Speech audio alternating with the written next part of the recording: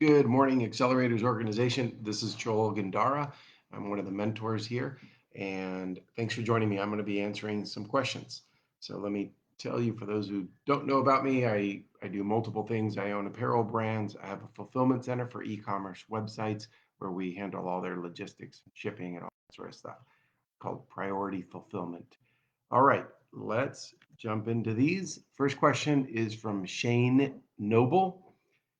How do you get employees to follow outlined processes? All right. It's a construction business. We have processes outlined so that the product goes on correctly and also functions correctly. We also have this outlined so that we can gauge how quickly the project can be done and set the expectation with the customer. So it sounds like, Shane, you're asking the question because something's not going right. And how do you get employees to follow outlined processes? Um, well, first step is that you have good outlined processes. Number two is you got to get them to follow it, but it doesn't usually work to just tell people what to do. Um, you don't just say, "Hey, do this." I don't like that personally. I like to understand why. So I know that when I'm told, "Hey, this is the best way to do it this way." I know that's probably right, but for me to really get buy-in, or I'm putting myself in that employee situation. I'll give you an example. I a year and a half ago or so, I started training jujitsu, and when the instructor, who knows a tremendous deal about jujitsu and fighting and self-defense and all this stuff, says, "Do this," that for me doesn't work. Sometimes I'm not bothering them all the time, but every once in a while, every couple months, I might have to stop them and say, "Can you explain why?" Because it seems to me like if you grab this way, it would be better. Why do you have to put your thumb out? I just want to understand it. And as soon as he explains it, I go, okay, now I get it. Now I'll be better at doing what the instructions are. So so get the buy-in by coaching them into it. And whoever's not doing it, talk to them about it and say, "Hey, I noticed you're not doing it. Can you explain to me uh, kind of your rationale and what you're thinking? Because I want to make sure we're all doing it the right way." And if you allow that employee to have a voice and maybe, I don't know, make it seem like there's a chance that they may have a better thought, because I have found that on some occasions, not most of the occasions, but on some occasions you can find that your employee might have a really good idea, and you can apply that. But even if they don't, just hear them out. And then after they give you the reason, maybe it's a poor one, you could say, "All right, well, let's do something. Let's do it this way for a month. And then let's get together and talk about it." Or call me as soon as you install it right. Call me and let's talk about it and see where we're at and see how things are going. So always look back at yourself. Always see, what could I be doing differently. This is a sales job. Your employees are your customers, and you got to sell them on this. So it's usually done better, more effectively, by coaching them through it and talking to them positively, and kind of coming to each other's level, and rather than just, "Hey, you better do it now." If you try all that and it's still not working, they're the wrong fit, and I just get them out of there. But because you can't have bad employees forever. For a short time, okay, but they got to be improving.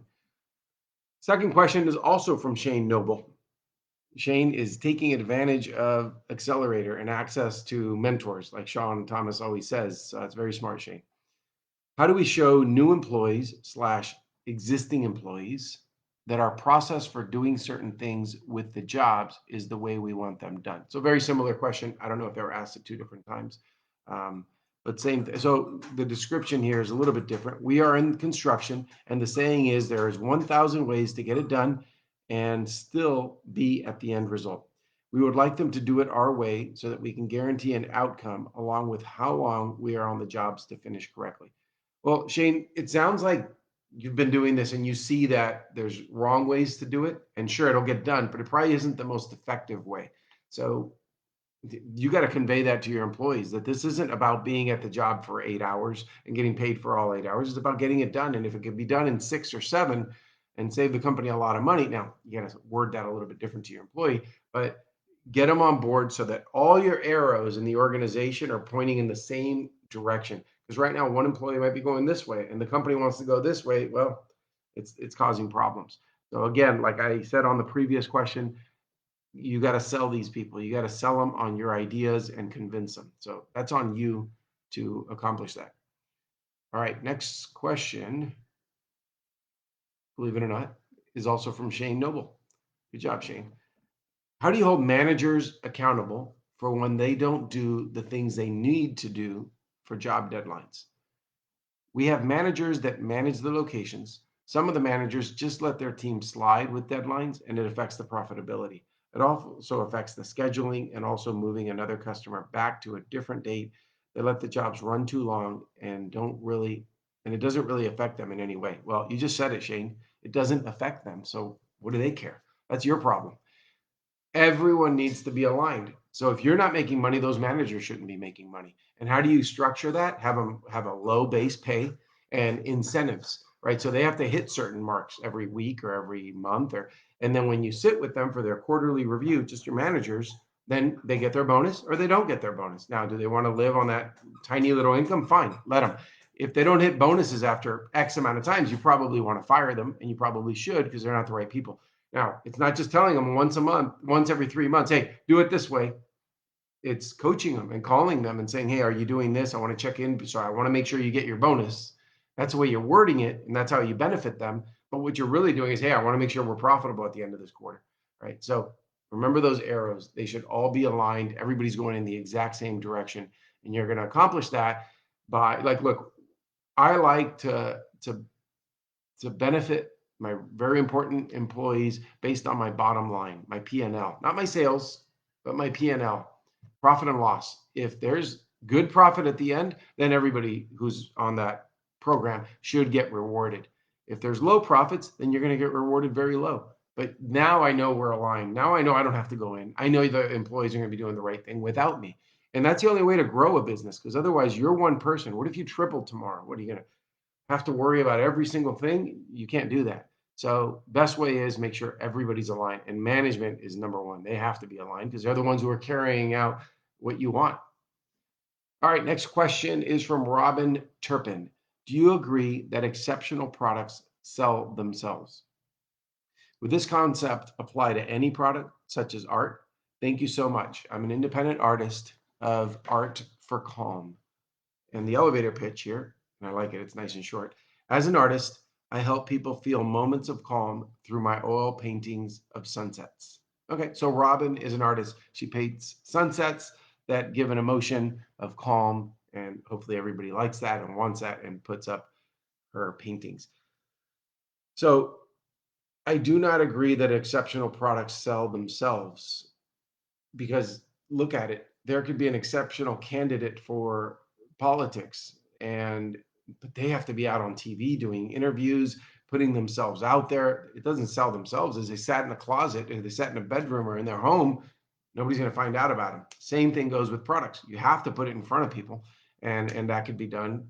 If it's a product, if it's appropriate for your industry. I'm not sure for art, but you got to text your customers on a program where you're texting them, even if it's just once a month, to say, hey, check out all my new work, and boom, they're coming in. Or you have a newsletter and you email them once a month or quarterly, something to keep people engaged, something so they could forward it to their friends. You got to be on social media. You have to be doing those things. Maybe it's Google Ads, whatever it is.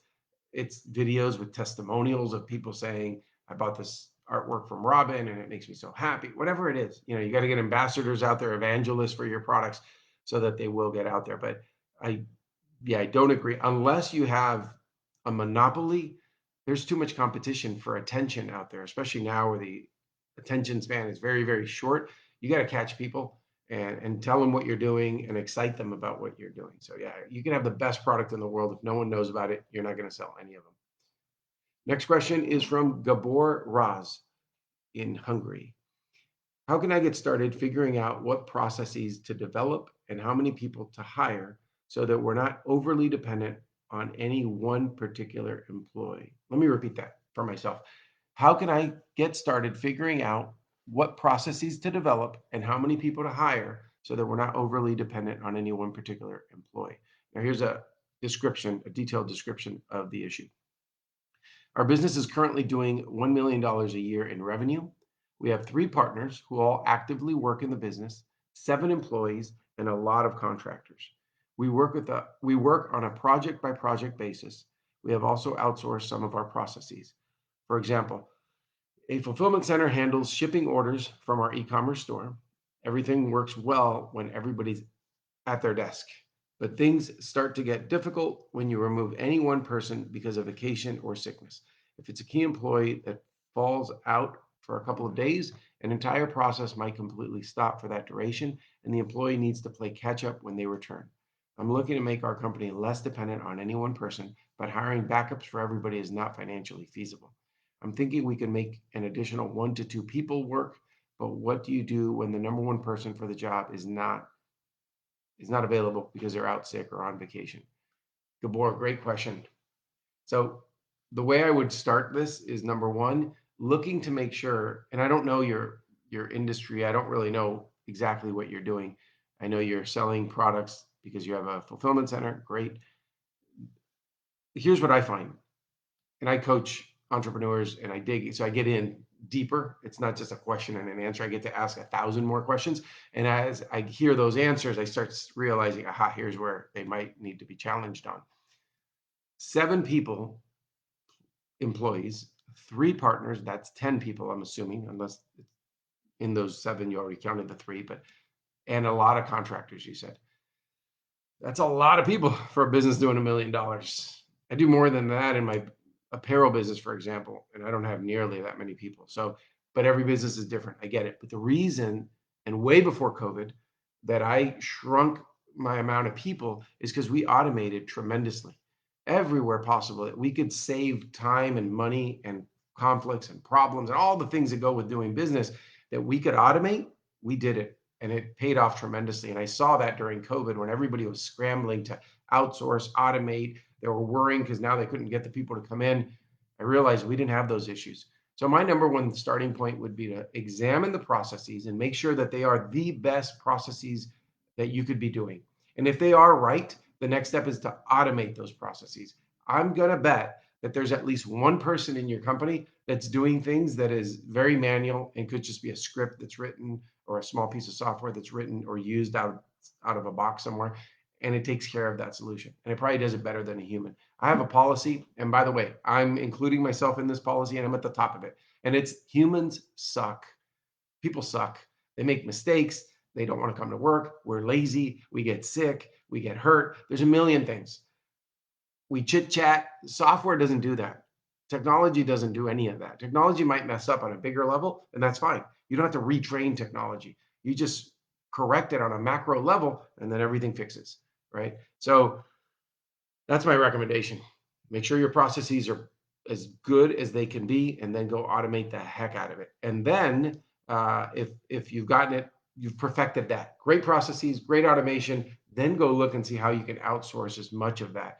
And then lastly, if necessary, but again, you have to do all of that first, I think, to be most effective, is try to cross-train people in certain things. And also make sure your team's united. Maybe that you have a huddle every morning, definitely at least once a week, get together for 15 minutes, standing up, knocking out all the important high level things so that everybody understands what the other one's doing. So you're not getting repetitive work. I think that's extremely important, especially as you add people to your team. Excuse me one moment. Next question is from Nadia Savyuk. And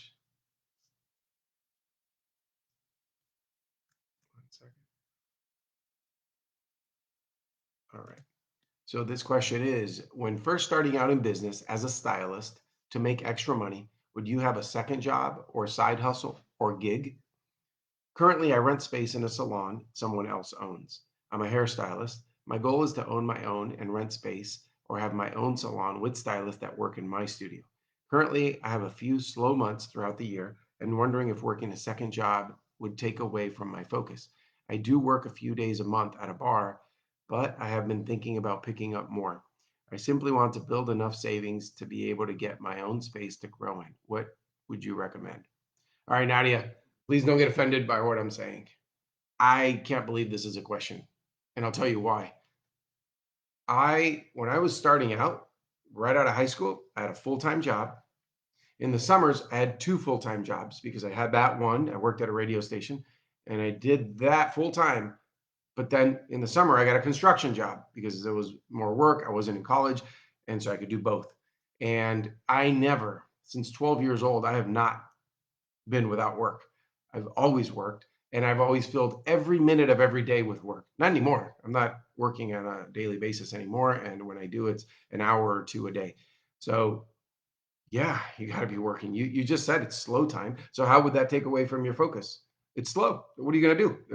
If there's no customers because it's a slow month that the industry is not getting people having their hair done, what is your focus? Your focus is to make money and save up and then so you can invest in your own space. Yeah, I challenge when I coach people and they'll tell me, I couldn't accomplish this thing because I had this going on. I go, okay, perfect. How many hours in a day? 24 hours. Okay, great. How many hours is that thing taking up? And they'll tell me, well, I worked on it for 2 hours last Tuesday, and the Thursday before that, I did it for 3 hours. What are you talking about? There's plenty of hours in a day. So I don't know your age and your health and all those things. I'd focus on health and so you can get the most out of your body and your brain. But I'll just tell you my situation. When I was 20 years old, I hit my record at one job. I hit 109 hours in a 1 week period from Sunday to Saturday. I worked 109 hours. How did I do that? I did some 24-hour shifts at the radio station. I'd go home for 4, come back for 16, go home for 8, come back for 12. Whatever it is in a 1 week period. That was my record, 109. I wish I still had the paycheck stub or the hourly stub.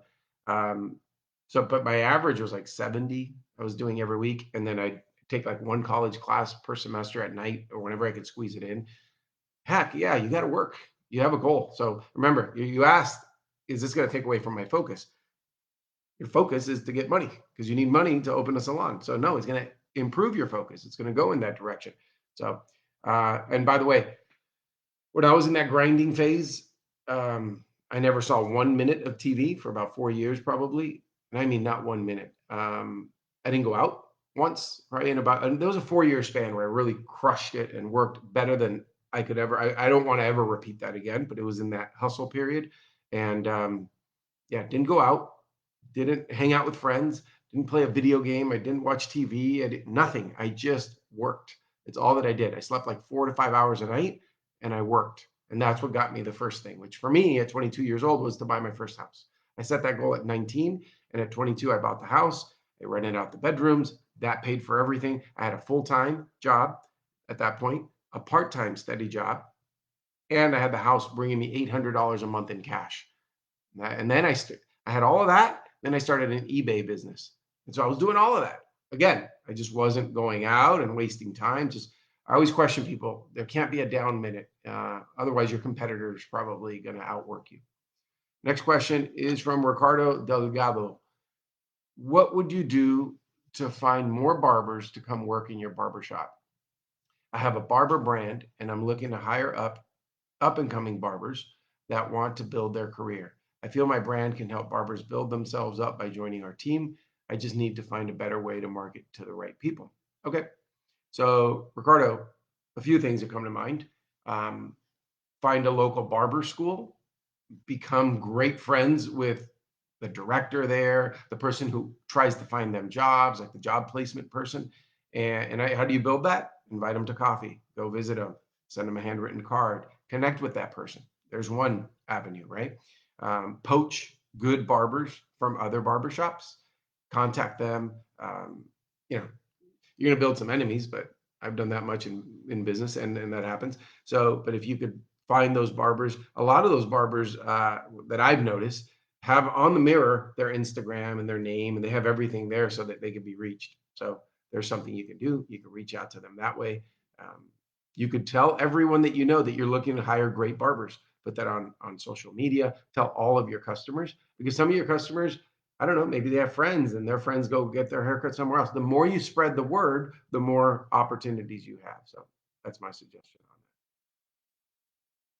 that. Next question is from Rachel Hassan. Hassan, how do I trust and hire with my business methods and secrets? She put in quotes. I have an Amazon account management company and I want to grow, so I need someone somewhat qualified as me to duplicate myself in my business so I can trust them and let them do what I do. Rachel, that's a great question. That's a tough one because when you empower someone in a position like this, you can find that people realize, wait a minute, I can do what Rachel's doing. She's not a genius. And they'll really think that once they learn everything, right? But I am about teaching people. I do like to develop people. Sometimes they go on their own. It just really stings if they go on their own and do exactly what you taught them. I get it. So the alternative, what's the alternative? If we were face to face, I'd ask you, well, what happens if you keep people from knowing the top secret things? Well, then you're going to handle them. So you got to weigh that out. Are you going to do this for the rest of your life, do all the work, or do you want to really grow this company? Um, so I don't know. Do you want to duplicate yourself 100%, or do you want to have one person doing a certain amount of things and another one doing another amount of things, and together they get it done, but they're each a little bit separate? There's an option. Depending on the functions or the budget and all of that, maybe it's just one person. Well, in that case, I think I would start by looking at like a personality index testing or other testing that Sean, you can ask Sean Thomas. He's got someone in the group here who does that. They do testing. Because if you do that, you can find out a lot about the person. Some people are not entrepreneurial and they can make for great employees, right? But the people who are but entrepreneurs can make great employees too, potentially. However, they're going to go on their own. So you probably want to hire the right type of personality. And it's someone who's a good number two. And you'll find that in the personality testing because there's someone who likes to take orders, likes the structure, and likes to be in a team. That's probably a safer bet if you're going to give away all these company secrets. And I'm not a fan of non-competes because what you're going to teach someone something. So now you put permanent handcuffs on them that they can't ever go work for someone else or on their own. And those are very hard to enforce in court from what I hear. I've never tried. I don't even have one in place with anyone. So, so yeah, so that's a tougher one. But yeah, try looking up personality tests and see what you find. All right, Kristen Lander. How do I learn how to run team meetings and at what frequency to build my team and culture? I just brought on another coach in my one-on-one nutrition coaching business and aim to bring on several more this year. I want to cultivate an environment of leading, educating, and supporting my team. I've been a solopreneur my entire adult life. I'm not even sure where to begin, what the meetings should consist of, or how often. Okay, so, Kristen, I'm trying to think of a book. Oh, Traction. There's a book called Traction, and it's about EOS. And I think that stands for Entrepreneur Operating System, I believe it is. And I think the author is Gino Wickman. And that's a good start. I think you might want to look at that book and maybe read up about traction. Some people hire coaches, and they're usually very expensive. The ones I know personally charge 5 to 6 thousand for the day to implement traction in your business. Very worth it, as you get to that point, I think, and it structures your business. But that system has a routine. It's a level 10 meeting every once a week, and it has a structure. Like, what are we going to do at this meeting? It's not just to sit around and talk. It tells you what you're going to talk about in the sense that, okay, now we're going to address issues that we have in the business, and you don't just bring them out that moment. Somebody went putting them on the Excel or the Google Sheet all week, and now you get to address those and talk about them and come up with solutions. Or okay, so and so you're going to handle that, so and so you're going to do that, and by next week we should have this resolved. So that's just one system, and those are weekly meetings. I've sat in with friends who are CEOs, entrepreneurs who own companies, where they'll do a daily huddle, and they'll do that 10 minutes in the morning, and they can be very effective. They knock out some high level stuff. It's not to chit chat and water cooler talk. It's really effective, and so I think you should look at that. It's whatever you think works well with you. Just keep in mind when you ask about how to build culture, you are building culture no matter what you do, even if you don't know it. No, we don't have a culture program. We don't have culture. We don't have values up on the wall. You're still building culture. The culture could be, you know, go-getters and hardworking and driven. You could have that kind of culture, or you could have lazy, condescending, rude. That could be a culture, right? So be very aware. Whatever you're doing, you are building culture in the right direction, in the bad direction, in a medium direction, but it's always being built whether you know it or not. And that's through your actions and the way that you treat people in your company, the way you positively push them, that sort of thing. Got a lot of questions today. The next one is from Dane Brodine. How do I hire people that I can depend on? Dane, when you figure that out, tell the whole world because that's a tough one. I own and operate a carpet, upholstery, and tile grout cleaning company. I am having a very hard time finding someone who is reliable and can show up on time. Dane, I've been in business for over 20 years and I've never found it harder. And right now it's February 24th, 2022. For the last year and a half, ever since COVID, it's been very hard to find employees. And it's not just me. Every business owner I talk to, and most people I talk to are business owners, have had a lot of difficulty at all levels. It could be entry level, it could be, executives. People aren't finding people to work. It's very difficult. Pay has gone up, so consider that. You may have to raise the pay, and you may have to change your approach, and you may have to kind of sell people on what you're doing and your vision and get them excited so that you attract the right person. So if you put out a job, uh, post a job opening and you interview some people, the way you sell yourself and sell the business in that interview, you're going to attract the right person if you do it right. If you just say, yeah, this is a job, you got to show up and this and that, that's not very exciting. So that really good worker may pass on you because that's not exciting. We're now, I mean, it's gonna fluctuate. This is gonna go like this. Everything does. Real estate, stock market, employees, everything goes up and down. It's gonna change. I don't know when, in 3 months, 6 months, a year. It's gonna change, and there's gonna be a lot of people looking for work at some point, right? It's cyclical. But for the moment, you've got to be extra charismatic on selling it to the right person. You're a salesman right now to convince people to come work for you. The right people, not just any physical bodies. And by the way, I see this constantly. The other day, I went with my vice president to breakfast or lunch or something, and we were at the restaurant, and the poor waiter was horrible. He was a nice kid, but he was horrible. He didn't know how to connect with people. He didn't speak well. He didn't seem to jot things down because he had a bad memory. He made mistakes. And while we were there, I told my vice president, I said, this kid would have been washing dishes a couple of years ago or just been a busboy cleaning the tables. And now he's a waiter. He moved up to be a waiter because of this job market. You could tell. I mean, poor kid. Maybe in 2, 3 more years, he might raise to the level of a waiter. But for now, they just had to put him in that spot, and it just made the company look bad, that restaurant chain. So that's what we're all dealing with. But you have some control over that. I can tell you that we have the employees we need. We have them driven, and they're functioning very well, and they're happy. Um, I'm having employees over next month uh, for a barbecue and pool at my house. I did a barbecue for them a few weeks ago at our warehouse in our fulfillment center in the back outside, and I connect with them and that sort of thing, and that's how you keep really good people. Because once you get them, that's the other thing. Make sure you keep them. Right? It's a very expensive and very frustrating to find people. So keep the good people that you get. Okay, next one is from the superstar, my friend Heather Brockman. What are initial things for me to take into consideration when launching our complementive e-commerce store in our business? Our mobile pet grooming company is starting our online store. We currently have a few of our own products that are live, but I was wanting to offer more products. Is it best to start with inventory on hand or offer drop shipping? And if so, are there websites that are best for finding these items? Elevator pitch. We offer high-end holistic grooming experiences for busy pet owners whose animals are part of the family. Okay, so Heather has a mobile pet grooming company. He has all these vans and they go to people's homes in the Houston area and it may be expanded beyond that. And she's looking to add to the e-commerce or with e-commerce. Okay, so Heather, I am pretty conservative.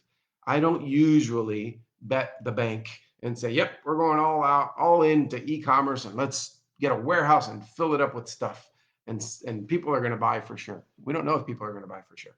So I like that idea of potentially drop shipping. So find companies, and how do you find them? You Google and see where they get their products and ask if they will drop ship for you. That you'll send them the orders every day, they ship them out.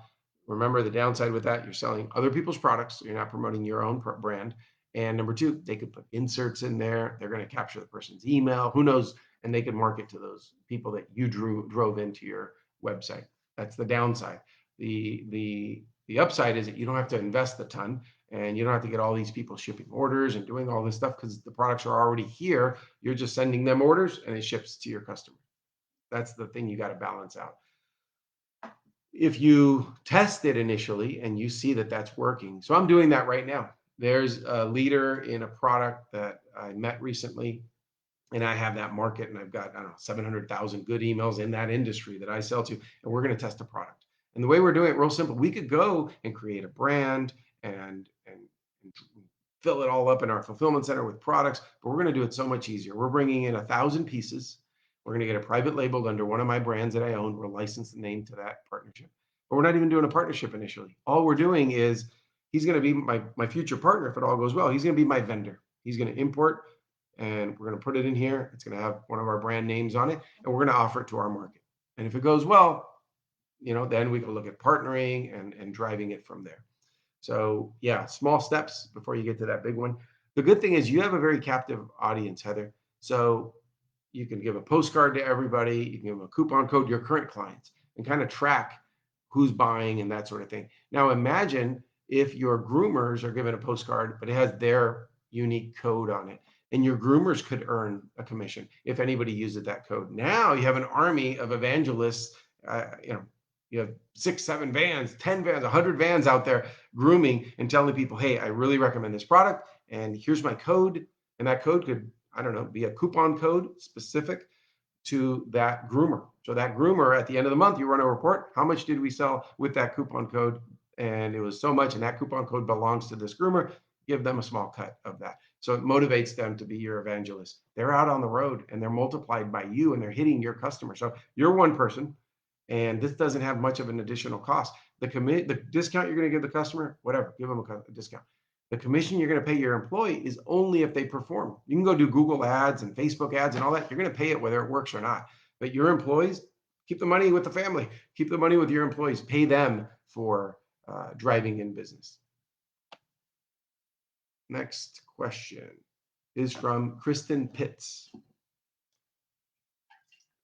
Kristen and I actually were introduced this week by Sean Thomas, and we're going to have a quick call to cover some of these things, but I'll try my best now. In person, on the phone, it'll be better, Kristen, because we're going to have a dialogue back and forth and figure out some more things. But you wrote, where can I buy wholesale apparel? I have a startup apparel company currently selling golf polos in 12 shops. Buying closeouts from vendors and outsourcing logo. So you're buying closeouts and then putting the logo on it. I wanted to lower my cost per shirt. How do I bypass the middleman vendors and buy direct? Where do these vendors buy from? Great question, Kristen. Because the internet is now a thing, and it has been for over 20 years, what you're doing, what you're saying, what you're asking is very reasonable, and yeah, it's the way you should go. In the old days, everything was layered, right? You had a manufacturer here, and that manufacturer only knew how to make stuff, and that's it. They were dumb to everything else in life. And then from there, you had a distributor, and that factory sold to this distribution company, who then oftentimes were just, they either had warehouses everywhere or no, they'd have a main warehouse, and then they would sell it to different regional distributors, and they sold it there. And then they'd have sales reps, and finally all these levels till you get to the consumer. But now it's not like that. Some of these factories in China have gone direct to the consumer. Imagine that, from factory direct to the consumer. What you're talking about is not that streamlined, but almost. It's a factory manufacturing, and you want to be hopefully the next one. You get that product at that low price, and then you go direct to the consumer or to the stores or whatever you're trying to do.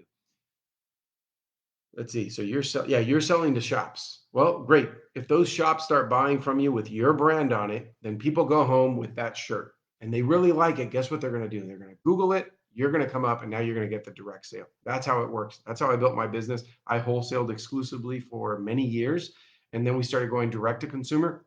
And not just me. Every brand has done this.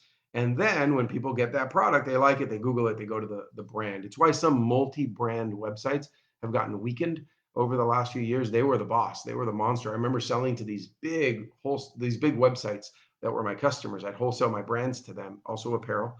And it was the only way to go. And their volume was huge. And the way they pushed us around was huge. They'd pay us very late. And then we go to direct to the consumer. Life changed. We're getting full price, and we are getting the money the moment it sells, not 90 days later when the store feels like paying us. So you're going in a good direction, but hopefully you can evolve it beyond and you really build a brand that consumers will buy directly from you. So I just want to throw that in there just so you see that as a future possibility. Because if you see it that way, you might take some better actions over the next months and years. Now, yes, you can find the reason the internet has solved this problem is because you can Google it. You can go find the factories. When we have a call, I'll introduce you potentially to some avenues where you could find some good factories in Latin America, same time zone or similar. Some of them have free trade agreements, so you can buy products and get it here without import duties, no taxes on that. And the other one is, you know, we've done a lot of digging sometimes. If we wanted to find out who manufactures something, you could do digging. There's a lot of stuff on the internet. There's software out there that shows you all your competitors and where they import from. Every detail. It's all out there because the government tracks it all. It's expensive software, but maybe you can pay somebody for a day just to have access to it. All right, and we'll have that call. Next question. Oh, look at that. There's two Kristens. This one's with an IN at the end. Kristen Lander, last question.